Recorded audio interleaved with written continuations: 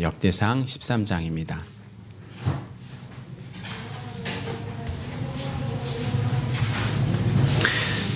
역대상 13장 1절부터 14절 말씀인데요.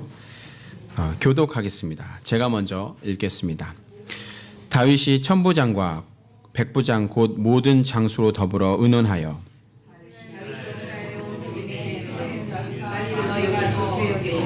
또 우리 하나님 여호와께로 말미암았으며 우리가 이스라엘 온 땅에 남아 있는 우리 형제와 또 조원이 땅의 세 백성 제사장과 레위 사람에게 전령을 보내 이들을 우리에게로 모이게 하고 우리가 우리 하나님의 궤를 옮겨오자 사울 때에는 우리가 궤 앞에서 묻지 아니하였느니라 하매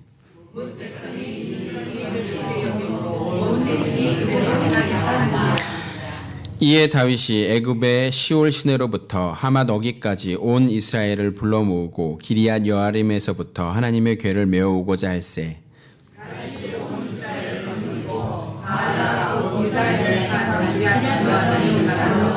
여호와 하나님의 궤를 메어오게 하노니 이는 여호와께서 두 그룹 사이에 계시므로 그러한 이름으로 이름을 받았더라. 하나님의 궤를 새 수레에 싣고 아비나답의 집에서 나오는데 우사와 아히오는 수레를 몰며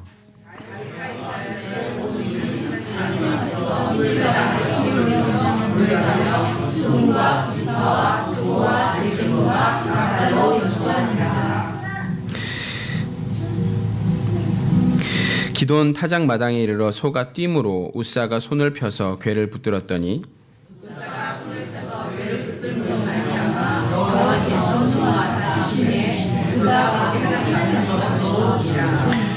여호와께서 우사를 충돌하심으로 다윗이 분하여 그곳을 베레스 우사라 칭하니 그 이름이 오늘날까지 이르느니라.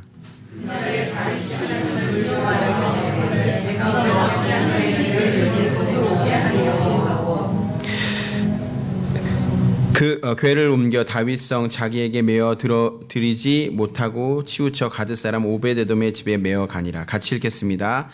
하나님의 궤가 오베돔의 집에서 그 권석과 함께 석 달이 있으니라. 여호와께서 오베데돔의 집과 그 모든 소유에 복을 내리셨더라. 아멘. 기도하겠습니다.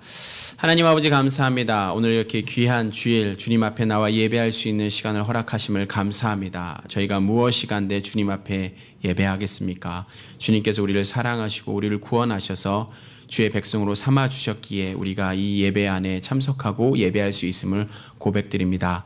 주님 이 시간 함께하여 주시고 성령께서 동행하여 주시고 함께하여 주셔서 우리가 이 예배 가운데 기쁨으로 주님 앞에 나아가게 하여 주시옵소서. 하나님 부족한 종은 주의 세마포로 가려 주시고 주님 홀로 영광 나타나여 주시고 주님께서 말씀하여 주시옵소서. 감사드리며 예수님의 이름으로 기도드립니다. 아멘. 하나님은 살아계십니다. 살아계신 하나님이 저와 여러분을 사랑하십니다. 우리 가슴에 손을 얹고 우리 송 목사님 하시는 제가 이 선교지에 있으면서 또 이거를 이렇게 카피를 해서 카피라이터를 드리진 않았어요. 이렇게 저작권은 드리지 못했지만 제가 따라서 많이 했습니다. 이제 송 목사님 2번 하지만 저는 3번 하겠습니다. 나는 하나님의 특별한 사랑을 받은 사람입니다. 우리 3번 하겠습니다. 시작. 나는 하나님의 특별한 사랑을 받은 사람입니다. 나는 하나님의 특별한 사랑을 받은 사람입니다.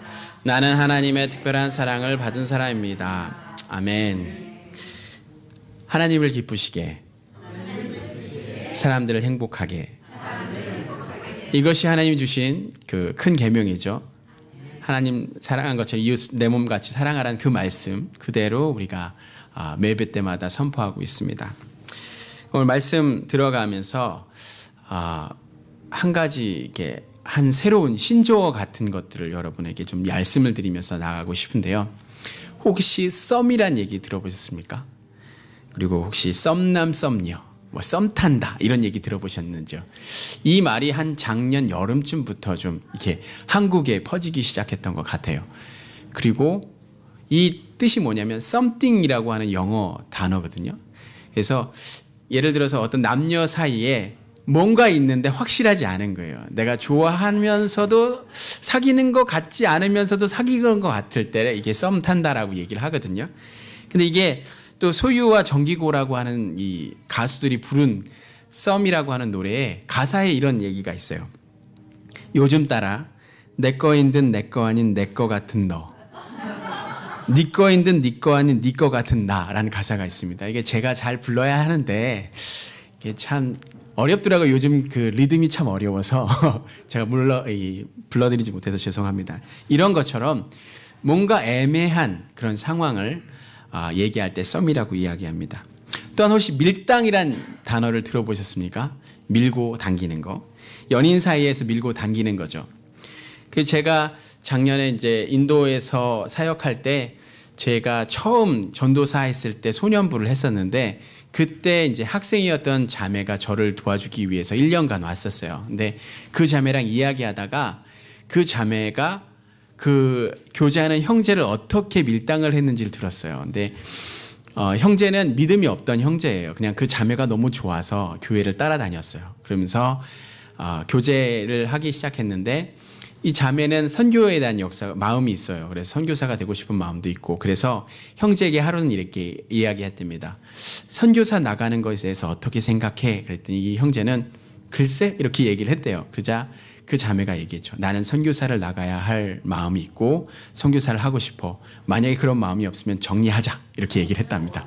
그러자마자 그 형제가 마음이 바뀌었어요. 그래서 선교에 대해서 찾고 선교를 하고 싶어하는 그런 마음은 있었다고 합니다. 마치 오늘 이 본문이 이런 상황이 있습니다. 오늘따라 내 거 같고 내 거 같지 않은 언약궤가 있는 거죠. 다윗에게. 이 너무나 갖고 오고 싶지만 갖고 올 수는 없는 상황이 돼버린 거죠.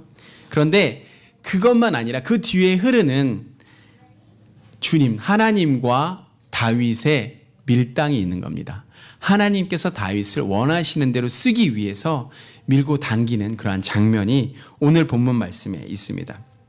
우선 본론으로 들어가기 전에 이스라엘 백성에게 이 성전과 언약궤는 어떠한 의미가 있는지 좀 우리가 알아봐야 하는데요. 성전이라고 하는 것은 하나님의 임재하시고 자기의 백성과 또 교제하시면서 하나님이 통치하신다는 상징으로 이스라엘 민족에게는 이 성전이 아주 중요한 부분입니다. 그리고 성전에 하나님께서 성전에 자신의 이름을 두겠다라고 약속하신 그러한 장소이기도 합니다. 그런데 이 성전 안에 가장 핵심적인 장소에 무엇이 있냐면 바로 오늘의 문제의 언약궤가 있는 것입니다. 이 성경은 이 언약궤를 하나님의 보좌라고 이야기하고 있습니다. 그리고 하나님께서 자기의 백성을 만나시고 교제하시는 장소라고 말하고 있습니다. 따라서 이스라엘 역사에서 이 성전과 언약궤는 그 이스라엘 공동체의 가장 핵심적인 위치를 차지하고 있는 것입니다. 이런 의미에서 볼 때 다윗이 왕이 돼서 이 언약궤를 자기가 수도로 정한 예루살렘으로 모셔오는 일은 매우 중요한 사건이고 중요한 일입니다. 다윗이 하나님의 임재와 하나님의 교제를 사모하는 것을 나타내고 있는 것이죠. 더 나아가 자신의 백성, 이스라엘 백성을 자신이 통치하는 것이 아니라 하나님이 통치하실 수 있도록 이 법궤를 옮겨옴을 통하여서 하나님이 다스린 나라라고 선포하는 그런 모습입니다. 사사기 때 말기에 보면 엘리가 대제사장이었고 그의 아들 홈리와 비느하스가 있었습니다. 그때 이스라엘과 블레셋이 전쟁을 하게 되죠. 그리고 그 과정 가운데 언약궤를 뺏기는 역사가 일어납니다. 그들은 언약궤가 단순히 어떤 능력이 있는 줄 알고 전쟁터에 메고 나갑니다. 그러나 그들은 지게 됩니다. 물론 우리가 잘 알고 있듯이 이스라엘 언약궤는 하나님과 하나님 함께 하신다는 상징입니다. 실제로 그 언약궤와 함께해서 광야에서 수많은 전쟁을 이겼습니다. 그리고 요단강을 건널 때 이 법궤를 앞에 메고 나감을 통해서 요단강이 갈라지고 마른 땅을 걸어갈 수 있었던 그런 놀라운 기적도 있었습니다. 더 나아가 여리고성이라고 하는 아주 강한 두 겹으로 쌓여져 있는 그 성도 한순간에 무너뜨리는 것도 우리가 보게 됩니다. 그런데 이 엘리 시대의 상황에서는 단지 그들이 여호와를 경외하는 마음으로 이 법궤를 들고 나간 것이 아니라 단지 요술지팡이처럼 마치 어떠한 신비한 능력이 있는 것처럼 끌고 나가서 결국에는 빼앗기고 전쟁에 지고 마는 것입니다. 그런데 이 언약궤가 블레셋 사람 수중에 들어가고 이 블레셋 사람들이 이 언약궤를 자신의 신인 다곤 신에게 있는 신전 안에 넣게 됩니다. 그런데 어떤 일이 일어납니까? 다곤 신상이 엎어져서 법궤에 절하는 모습을 보이게 됩니다. 그 다음 날은 다곤 신이 다 박살나서 부셔져 버린 것들을 보게 됩니다. 그 법궤가 블레셋 땅에 있었던 7개월이라는 시간 동안 어떠한 일이 일어나면 독종이 일어납니다. 그래서 질병과 이런 것으로 블레셋 사람들이 너무나 괴로워하고 힘든 그런 상황이 겪으면서 결론적으로 이 법궤가 하나님이 함께 하시는구나. 하나님이 우리를 벌하신다라는 걸 깨닫고 결국에는 이 법궤를 수레실에서 이스라엘 진영으로 다시 돌려보내게 됩니다. 그 후에 이 언약궤는 오늘 이야기 나오는 길리앗 여아림이라는 곳으로 오게 됩니다. 그리고 유다 자손인 아비나답의 집에 들어가게 됩니다.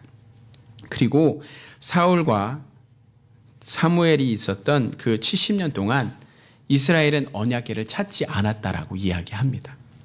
70년 동안 언약궤를 길리앗 여아림의 유다 자손인 아비다나의 집에 머물게 됩니다. 레위 자손이 아니고 유다 자손의 집에 있게 되는 것이죠. 아마 아비나답은 어떻게 할지 몰라서 자기가 갖고 자기 집 안에 어떠한 공간을 광이 될 수도 있고 어떤 방이 될 수도 있겠지만 그 안에 그냥 조용히 모셔놨겠죠. 그런데 다윗 왕이 즉위하자마자 언약궤를 당장 갖고 오고 싶었습니다. 그래서 예루살렘 안에 성막을 짓고 성막 안에 언약궤를 올려고 많은 계획들을 세우고 사람들을 동원했습니다. 근데 이미 앞에서 살펴본 것처럼 다윗은 하나님께 자기 백성을 드리기 원했고 하나님이 임재하시고 하나님이 통치하시기 원했다라는 것을 통치하는 것을 보여주기 원했던 것 같아요. 그래서 우리가 읽은 역대상 13장 3절에 보면 우리가 우리 하나님의 궤를 옮겨오자 사울 때는 우리가 궤 앞에 묻지 아니하였느니라 하매라고 합니다. 언약궤 앞에서 묻는다라는 그 뜻은 뭐냐면 하나님께 예배하고 교제하지 않았고 하나님의 통치를 받아들이지 않았기 때문에 우리가 그렇게 해야 된다라고 이야기하는 것입니다. 하나님 앞에 예배하고 하나님의 교제하며 주님의 통치를 받아들여야 한다라는 것이죠. 그렇기 때문에 다윗은 왕이 되면서 하나님의 백성이 주님의 그 하나님의 임재 가운데 그 교제하고 통치를 바라는 마음에 그것을 가져오기로 결정합니다.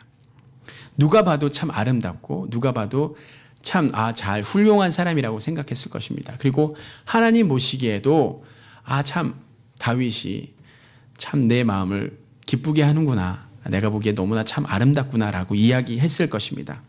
근데 이 상황을 한번 머릿속에 그려봐야 하는데 이 행사, 이게 옮겨오는 장면을 보면 왕을 위시하고 이스라엘 백성들이 언약궤 앞에서 이렇게 모셔오는 행사를 하면서 노래와 수금과 비파와 소금 여러 가지 악기를 통해서 이렇게 연주하면서 기뻐하고 있는 장면입니다. 어떻게 연상할 수 있을까 곰곰이 생각해 보니까 브라질 카니발 같이 많은 사람들이 막 악기를 들고 막 춤추면서 이게 퍼레이드 하면 이렇게 이렇게 큰 차들 지나가면 주위에 사람들 막 흔들고 막 이러잖아요. 그런 것처럼 기쁨이 있었어요.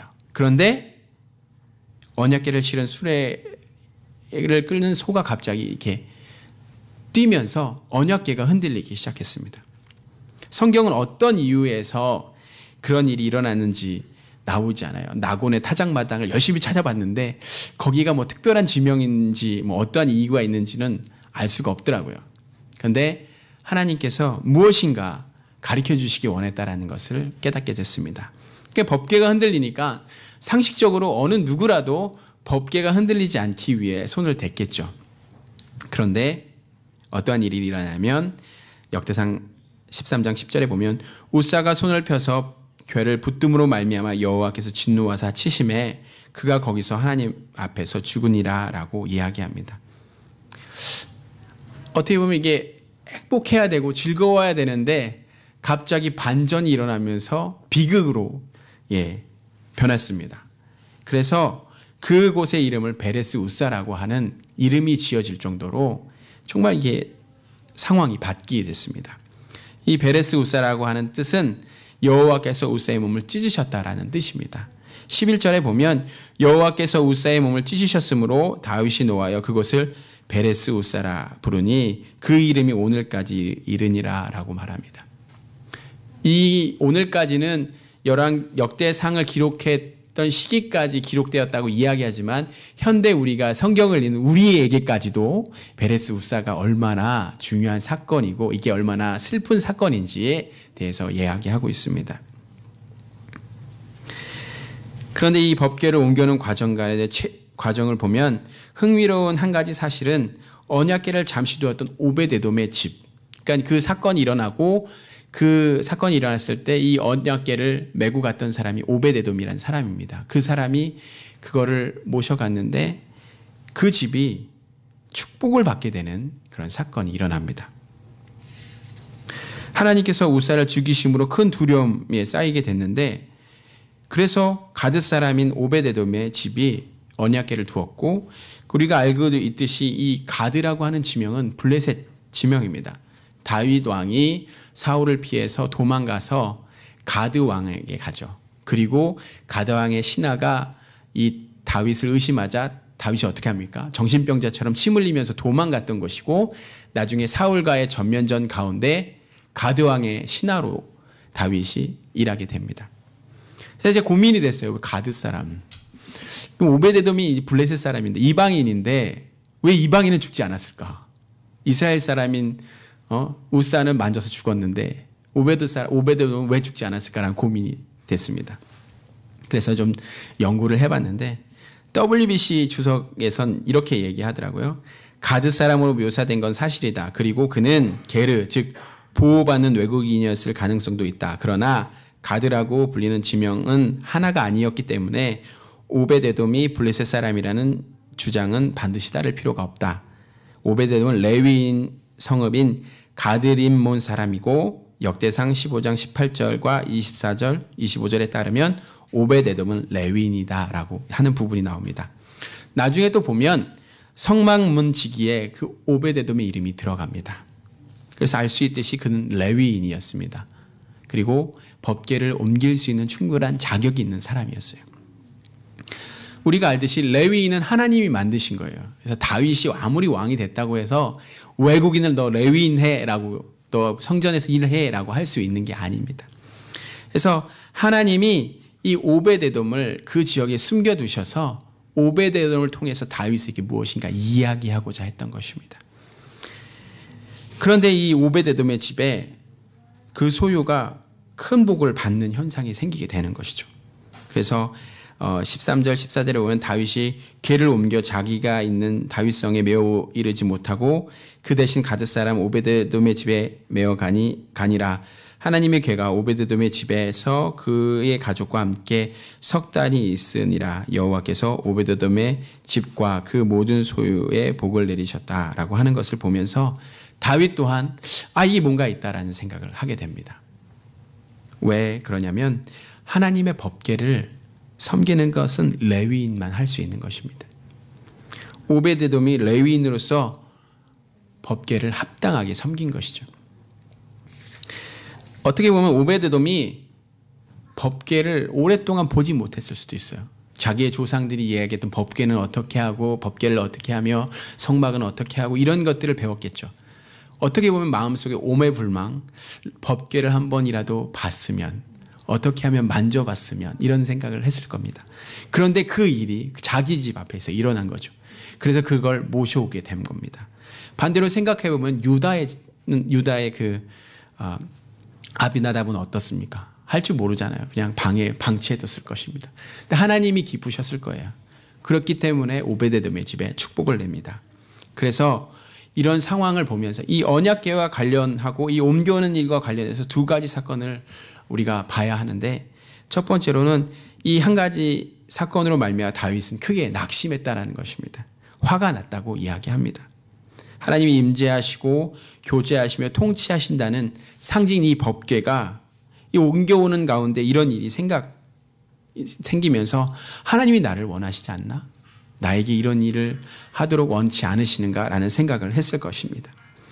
역대상 13장 12절에도 이렇게 얘기합니다. 그날에 다윗이 하나님을 두려워하여 이르되 내가 어떻게 하나님의 괴를 내 곳으로 모으게 하리요 라고 하는 것을 보면서 그는 아마 낙심했을 것 같습니다. 그리고 또 베레스 우사, 그러니까 우사가 죽음으로 인해서 또 사람이 죽는 것에 대해서 또 충격을 받았겠죠. 민수기서 4장에 보면 여호와의 언약궤를 다루는 방법에 대해서 자세히 설명해 주고 있습니다. 언약궤는 레위 사람 중에서 고핫 사람만, 고핫 자손만 옮겨올 수 있어요. 누구나 만지면 죽는다라고 또 이야기하고 있습니다. 그러나 그들은 하나님이 말씀을 무시했어요. 그리고 하나님이 정해주신 법대로, 규칙대로 하지 않고 이 언약궤를 옮겨올 때 이방인들의 모습대로, 블레셋 사람들의 방법대로 한 것을 볼 수 있습니다. 그 베세메스의 사건을 보면 베세메스의 사건도 똑같아요. 이 수레에다가 새 수레에다가 법궤를 싣고 또 소가 끓었잖아요. 근데 오늘 사건에 보면 수레가 또 소가 또 끄는 것을 볼 수 있습니다. 그들은 하나님의 방법대로 법궤를 옮기지 않았어요. 그냥 인간의 방법대로, 이방인의 방법대로 한 것을 볼 수 있습니다.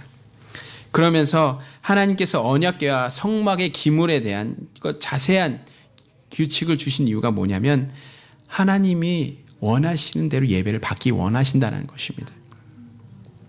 중요한 것은 하나님께서 우리 가운데 계시고 교제하시고 통치하시는 것을 우리가 받아들이고 하나님의 뜻에 따라서 예배해야 되는 것입니다. 이 언약궤는 하늘의 보좌고 그 자체를 상징하는 것입니다.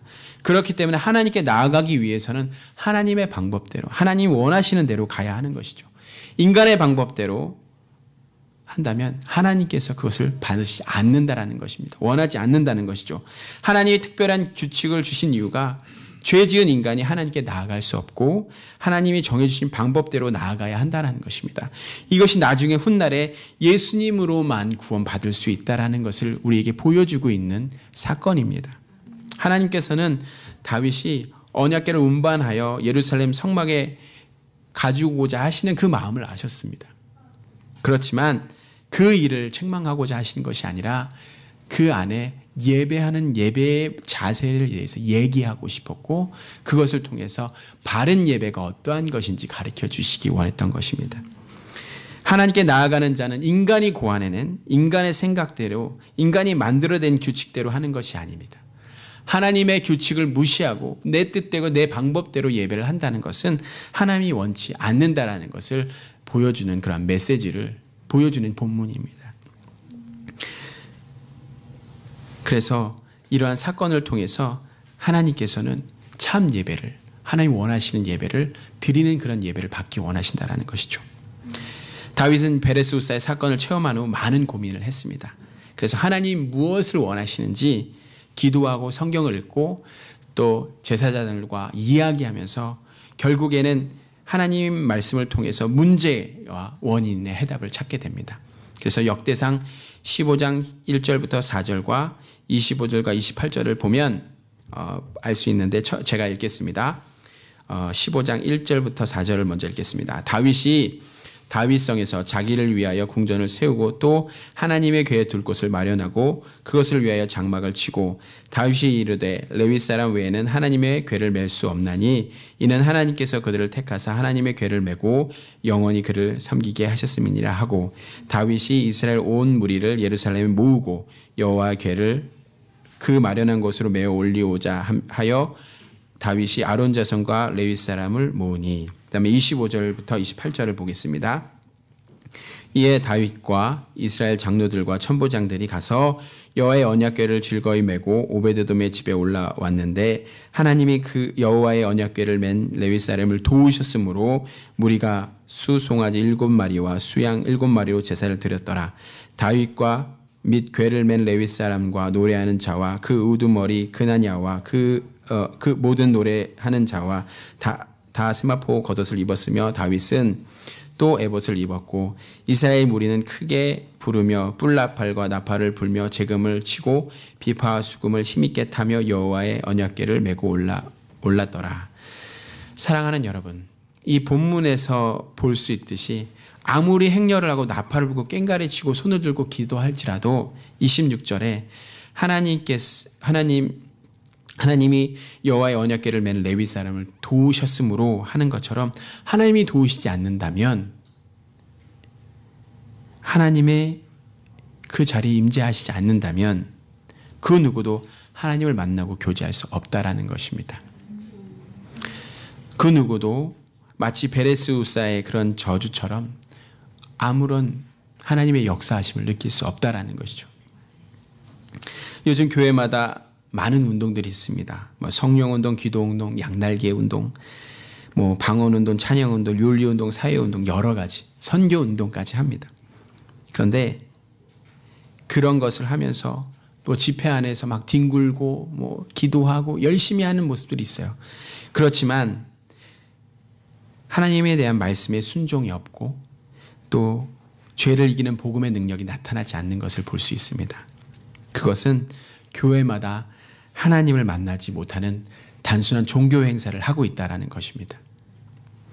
우리가 믿지 않는 블레셋 사람들의 방식대로 살아가선 안 되는 것입니다.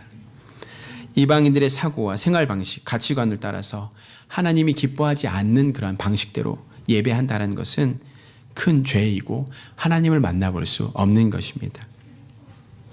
하나님을 섬기는 데 있어서 우리가 혹시 만들어낸 인간의 방법들이나 이방인들의 방법, 이런 습관들이 있다면 그것을 버려야 할 것입니다.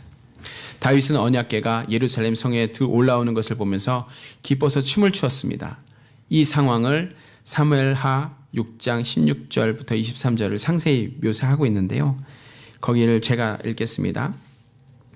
여호와의 궤가 다윗성으로 들어올 때 사울의 딸 미갈이 창으로 내다보다가 다윗 왕이 여호와 앞에서 뛰며 춤추는 것을 보고 심중에 저를 업신여기니라. 여호와의 궤를 메고 들어가서 다윗을 위하여 친 장막 가운데 그 예비한 자리에 두매 다윗이 번제와 화목제를 여호와 앞에 드리니라. 다윗이 번제와 화목제를 드리기를 마치고 만군의 여호와의 이름으로 백성을 축복하고 모든 백성 곧 이스라엘 무리에 물론 남녀하고 떡 한 개와 고기 한 조각과 건포도 떡 한 덩이씩 나눠주매 모든 백성이 각기 집으로 돌아가니라. 다윗이 자기 가족에게 축복하러 돌아오매 사울의 딸 미갈이 나와서 다윗을 맞으며 가로되 이스라엘 왕이 오늘날 어떻게 영화로우신지 방탕한 자가 염치 없이 자기 몸을 드러내는 것처럼 오늘날 그 신복의 계집종의 눈앞에서 몸을 드러내셨도다. 다윗이 미갈에게 이르되 이는 여호와 앞에서 한 것이라. 저가 내 아비 그 온 집을 버리시고 나를 택하사 나로 하나님 여호와의 백성 이스라엘의 주관자를 삼으셨으니 내가 여호와 앞에 뛰어놀리라. 내가 이보다 더 낮아져 스스로 천하게 보일지라도 내가 말한 바 계집종에는 내가 높임을 받으리라 한지라. 그러므로 사울의 딸 미갈이 죽는 날까지 자식이 없으니라. 이 본문에서 볼 수 있으니 다윗왕은 언약궤가 들어오는 것을 보고 너무 기뻤습니다. 20절에 미갈이 말한 대로 자기의 몸을 드러냈다고 이야기합니다. NIVM 하프 니키드라고 얘기해요. 그 말은 바지가 벗겨진 거예요. 너무 열심히 춤추다 보니까. 제가 예전에 춤꾼이었긴 했는데 그렇게 춘다고 바지가 잘 벗겨지진 않아요. 근데 엄청나게 이렇게 한 거 보면 정말 혼신의 힘을 다해서 춤을 추지 않았을까라는 생각을 해보게 됩니다. 그런데 오늘 보면 미갈의 모습을 보면 어떻습니까? 그냥 창에 서서 법궤가 들어오는데 창에서 법궤가 들어오는 그 상황을 바라보고 있는 것이죠. 그리고 거기서 다윗의 모습을 보게 된 겁니다. 그리고 미갈이 다윗처럼 이렇게 하지 않고 오히려 이 법궤가 들어오는 것을 원치 않는 듯한 모습을 볼 수 있습니다. 남편의 다윗의 행동에 대해서 의의를 제기하고 그에게 뭐라고 하는 것을 보면 그 심중에는 언약궤가 들어오는 것을 원치 않았던 것 같아요.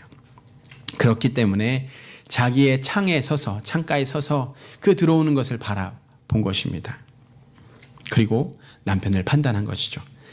현대 기독교인들은 이런 모습들이 있습니다. 예배 안에 깊이 들어가지 않고 자기가 갖고 있는 판단 기준이란 창에 서서 그 창 너머로 예배를 구경하고 있습니다.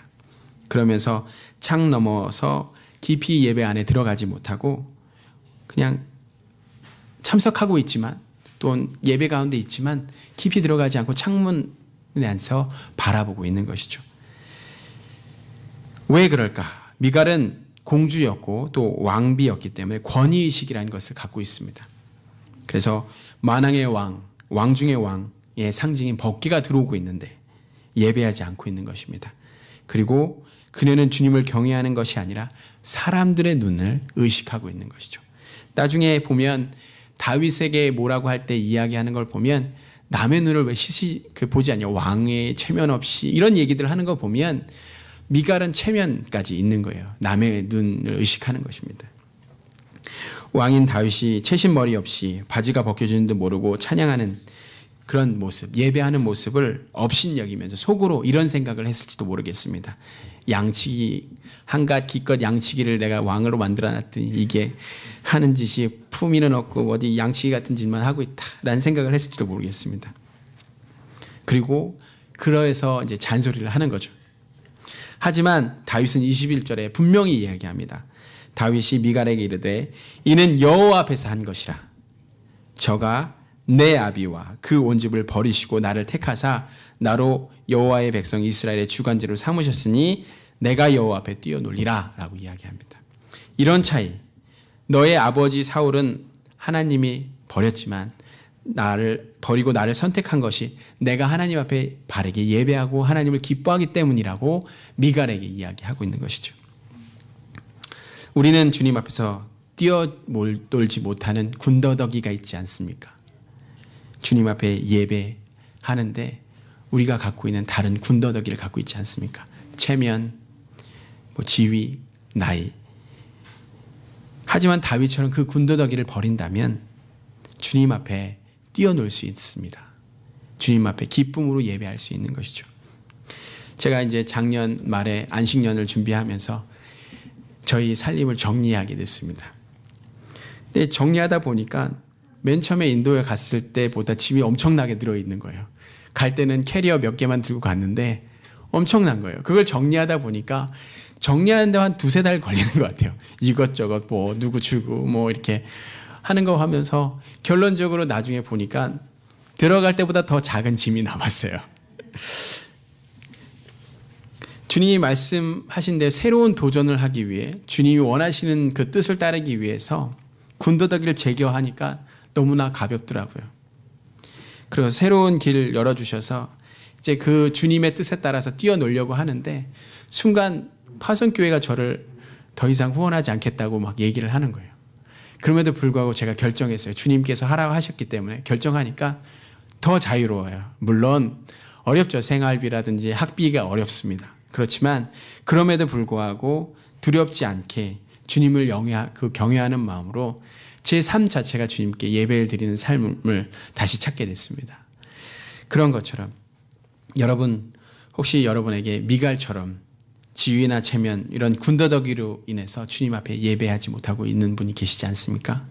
또 다른 사람의 눈이 들어와서 하나님이 주신 기회를 누리지 못하고 눈치만 보고 계시지 않습니까? 말씀을 마치면서 한번 정리하면서 이야기하고 싶은 건 여러분 삶을 돌아보시기 바랍니다. 혹시 베레스 우사의 사건처럼 하나님이 원하시는 길을 가면서 혹시 세상 또는 이방의 민족의 나의 방법을 사용하고 있지 않습니까? 예배하는 것 자체도 나의 하나님이 원하시는 예배를 드리는 게 아니라 나의 편의에 대해서 나가 필요한 대로 예배를 이용하고 있지는 않은지 생각해 봐야 합니다. 언약궤를 주님이 말씀하신 것처럼 우리 어깨 위에 메고 가야 하는데 화려하게 수놓은 수레에 싣고 강아지처럼 끌고 다니고 있지 않은지 생각해 봐야 합니다. 그리고 지위나 체면에 묶여서 하나님 앞에 뛰어놀지 못하고 예배하지 못하고 남의 시선을 의식하는 미갈처럼 살고 있지 않은지 생각해 봐야 합니다. 만일 그런 베레스 우사의 사건처럼 주님을 수레에 놓고 끌고 다닌다면 또 미갈처럼 창 안에서 창 너머로 보이는 하나님을 바라보고 있다면 이 시간 회개해야 합니다. 그래서 주님 앞에 우리 주님의 방법대로 주님이 원하시는 대로 예배하며 기뻐 뛰며 주님 앞에서 뛰어놀아야 한 남가주 비전교회 성도 여러분이 돼야 된다고 생각합니다. 이 시간 우리 기도하겠습니다. 이 시간 기도하실 때는 회개하면서 주님, 우리가 주님 앞에 주님의 방법대로 예배하기 원하며 주님 앞에서 뛰어놀기 원한다고 이 시간 고백하면서 기도하면서 나가겠습니다. 기도하시겠습니다. 하나님 아버지 감사합니다. 하나님 이 시간 함께해 주시고 역사해 주셔서 정말 이 베레스우사의 사건을 통해서 주님께서 우리에게 말씀하고자 하시는 참 예배에 대해서 정말 내가 하나님의 방법, 하나님 원하시는 예배를 드리기 원하는데 어느 순간 나의 뜻대로 나의 마음대로 예배를 드렸던 것에 대해서 하나님이 용서하여 주시고 또 미갈처럼 창을 너머로 바라보면서 깊이 들어가지 않고 그냥 어떠한 거리를 두고 예배를 드렸다면 이 시간 용서하여 주시옵소서. 주님 함께하여 주시고 함께하여 주시기 원합니다. 하나님 아버지 감사합니다. 오늘 이 말씀을 통해서 우리에게 다윗에게 가르쳐 주셨던 예배에 대해서 도와보았습니다. 하나님, 우리가 정말 하나님의 방법대로 하나님 원하시는 대로 예배하기 원합니다. 나의 뜻과 나의 방법대로 하는 것이 아니라 주님이 원하시는 방법과 뜻대로 예배할 수 있게 인도하여 주시고 또 창의 너머로 예배를 구경하고 있는 것이 아니라 깊이 예배 가운데 들어가서 기쁨으로 주님께 예배하며 주님 앞에 뛰어놀 수 있는 저희들 되게 하여 주시옵소서. 감사드리며 예수님의 이름으로 기도드립니다. 아멘.